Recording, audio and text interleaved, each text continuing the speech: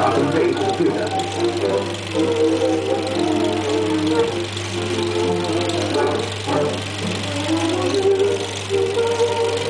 Following this, each shape is cut out and molded with a special modeling tool, and with lovely curves and outlines being created.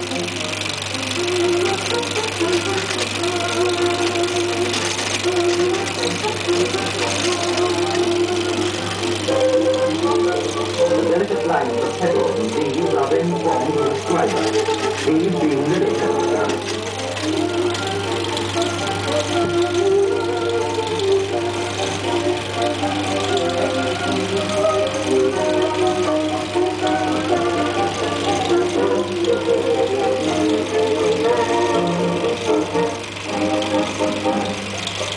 And especially fine enamel paint with blue and colors of various plants.